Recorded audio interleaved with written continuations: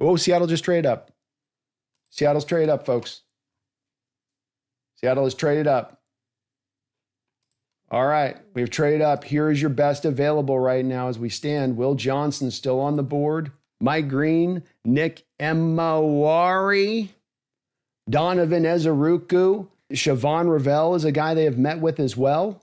Trey Amos, Mason Taylor, the tight end. I think Mason Taylor's gone by the time you pick in the second round. I think there's a very good chance that Taylor's the guy who could be the one that fits really well here in a major way. So Taylor's definitely in play on this one, but with Will Johnson, Emmanwori, Ezeruku, all is well on the board here at this point. It's kind of like a take your pick. Well, I don't know what we gave to move up, but your Seattle Seahawks are now in the catbird seat to select here. I see we're still picking in the second round, so we didn't do anything with that pick, which is good to see. But as you can see, you are next up here on the board. And here's your players you got available. Which direction do they go? Emmanwori would be very fun. Yeah, Haley Emmanwori, the big thing with his dip is at this point a little bit. It's not been a monster dip. I thought he'd go late first round if he was going to go, but there is a little bit of the question about coachability, I think is the word I'd use with that. You got to get the guy to buy in. Is this where it's worth taking the risk on a Will Johnson with the tape you got with him? I mean, so many directions you can go here where there's a lot of good players here on the board, but also can understand why they trade up because a couple of these guys we're talking about aren't going to be likely up on the board when they do select. Seattle gives up 82, 52, and 35. So they give up their earlier third round pick to move up from 52 to 35. Pick is in. Come on, baby. Which way do you go here? Surprised they're not going to commercial. They did go to commercial. All right, with the 31st pick and the 2025 NFL Draft. Woo! Here we go, baby! Woo! You wanted him. You've been begging for him. You've been asking, you've been saying it's got to be him at 18. I don't want to wait. I want him now. I want this new age Cam Chancellor. I want this freak show. I want the guy that you build in Madden up on my team back in my safety room like we once had before. And you will get that now once again. Why? Because the Seattle Seahawks have selected Nick Emmanwori from South Carolina, one of the more polarizing draft prospects in this draft. Some people thought that guy should go in the top 15. The talent is undeniable as you will find. They do not come built this way from the safety position at this size, with that length, with that speed, with that quickness. And he also brings some hitting ability. It's been a little bit overstated when people are making the Cam Chancellor comparisons. He's not really a Cam Chancellor. He could give you some maybe moments where you see a little bit of a flash where, ooh, that kind of looked a little like Cam, but it's not Cam. I think that the better comp on this one, and it's not mine, but the one that I heard that I was like, yeah, was a guy that played a lot against us because we played him twice a year on one of the rivals within our division. But he reminds me a lot of Adrian Wilson.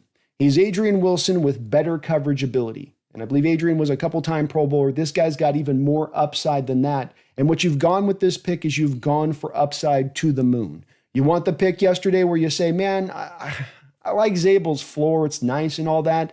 But can I please get some guy with some upside, with some star potential? After all, a lot of what we were hearing about last year and time again from even commentators coming in and looking at the Seahawks team is that they would say, where are the difference makers?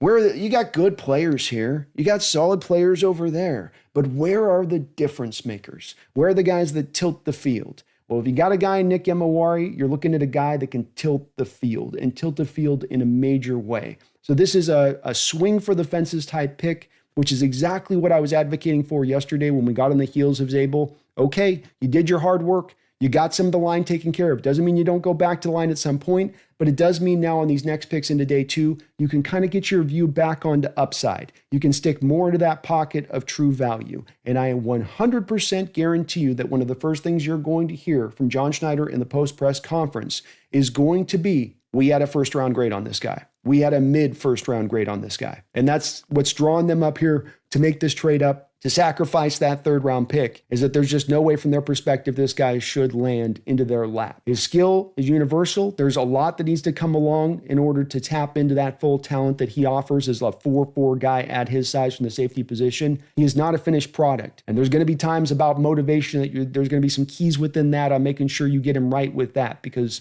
one of the quotes that stood out, I remember reading up right up to the draft, was that if you can get this guy to buy in on what you're doing, he will save the world for you. But if he doesn't trust you, he will burn the world down. The boom or bust factor is going to be a little bit real on this one to a degree. I think he'll be a solid player no matter what. You're going to see some spectacular moments from his film tape on a couple of the interceptions he'd made. Again, not quite the ball hawk you should be taking away from what you see on his highlights. Not a finished product, but there's no doubt about it that this guy's upside is as good as any safety in this sport. If he can tap into this talent, nobody is more talented than this guy. And is that not exactly what you want your team to do in the early portions of the draft? This is also what smart teams do when it comes to the roster building standpoint of it. Because I see a lot of times fans generally will look at positions and say, we'll lose this position and then we'll fill it back in this year in the draft. And what in actuality you really want to do, what's kind of the Eagles model to this, and there's a lot of teams that try to do this as well, is you're trying to get that year ahead of a player that's going to probably be moving on. Kobe Bryant, probably not a guy that you're going to sign to a contract extension.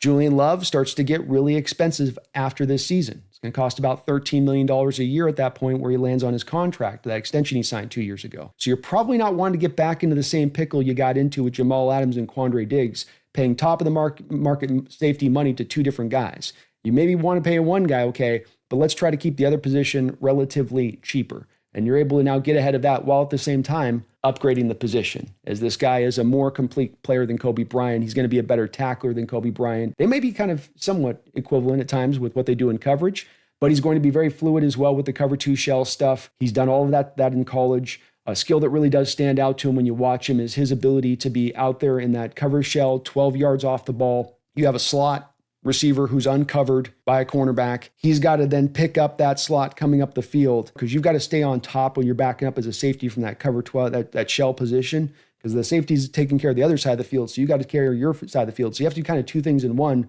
where you both have to clean up deep and then you have to drive on routes when stuff breaks in front of you. And he did a really good job on his tape, especially in this one real specific category of when he was lined up in those ways of being able to drive on those kind of routes. So this is a puzzle piece that Mike McDonald is going to know how to use, get the most out of. This isn't a Hamilton guy. You're going to hear some comparisons to that. This isn't a Chancellor guy. You're going to hear some comparisons to that. Those are really bad comparisons. He's a different style of player, but there's no doubt about it. The talent is through the roof with this kid. The ability is there if you can get it locked in, and if that coachability aspect maybe rings a little bit less true, or maybe Mike McDonald can be that kind of guy with his brilliant mind that gets the guy to buy in, where some other coaches, you can't lie to a player, and if you're telling a player something he knows is stupid, well, if he's got conviction in his heart, you're not going to be able to trick him. But with a guy like McDonald, you don't have to trick him, because he's a smart dude. He knows his stuff. He's going to put you in a position for success. And maybe that's going to resonate just a little bit more there with Emmanwori then because of that. Get a dog. We're getting a dog. And I'll tell you what, I do like seeing that.